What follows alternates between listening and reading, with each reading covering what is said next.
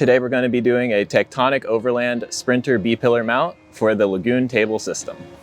In your box, you should have included the B-pillar mount, 4 fender washers, 2 M6 bolts, 2 lock nuts, 1 Allen key, and 1 tube of thread locker. In addition to the provided hardware, you'll also need a 10mm socket and a T45 star/Torx bit socket as well.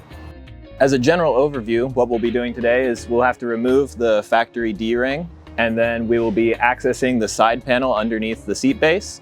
Then you'll just need to attach your B-pillar mount with the provided hardware, and then you will put the D-ring back in to secure everything in place.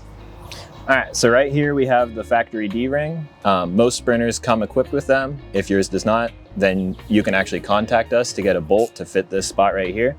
And our other 2 mounting holes will actually be right on the side of the seat base right here.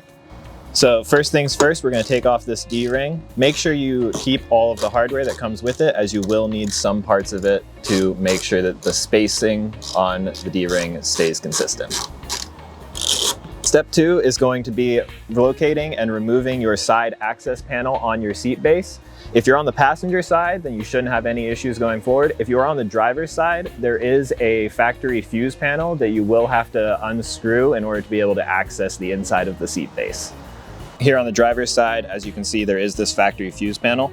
It's pretty easy to loosen. All you need to do is use these 4 Torx bit right here, and it'll just drop off and you should be able to squeeze your hand inside there. So step 3, we'll be using this D-ring bolt that comes with the factory van to align our B-pillar mount in location before we apply the other bolts. When reinstalling the D-ring bolt, you have to make sure you keep track of this spacer, as it's going to keep you from crushing the plastic on your B-pillar. The D-ring itself is not necessary for the mount, but the spacers are. So I'm going to place the spacer back onto the end of the bolt so that it maintains alignment, and I'm just going to place it into the threaded hole and tighten it on. Now I'm going to use the provided thread locker on the M6 bolts so that they will not back their way out. So 1 fender washer will go on the head side of each bolt, and then there will be 1 on the inside of the seat base. So now with my D-ring installed, I can loosely align with these seat base holes and feed my M6 bolts through to the inside.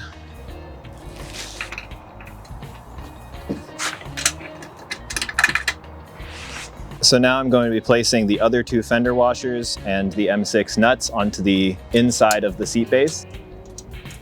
So now that my hardware is attached, I'm going to align the mount so that it is straight vertical. And then I will tighten the D-ring in order to pinch and hold everything else in place.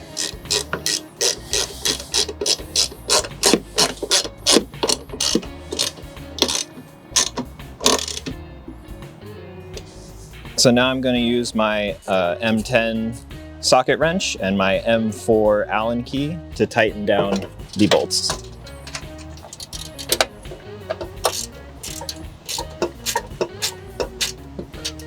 Once you've finished tightening your bolts, you can re-add your cover plate. All right, that's our Sprinter B-pillar done. Now all you have to do is follow your Lagoon table instructions to install your mounting bracket. Depending on what Lagoon system you have, it might change your mounting a little bit, but they all should fit. So on this one, we are using the standard mounting bracket, which has the 4 bolts in each corner. It's a little bit wider than the sliver mount, but the sliver mount does work as well.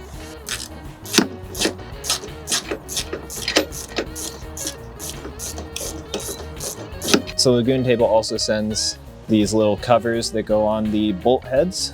Just adds a little of an aesthetic touch to your mount. Just line it up and it slides right on. Then you simply tighten the bolt and you're good to go. All right, that's it for our Tectonic Overland Sprinter B-pillar mount and Lagoon table. So we'll see you next time.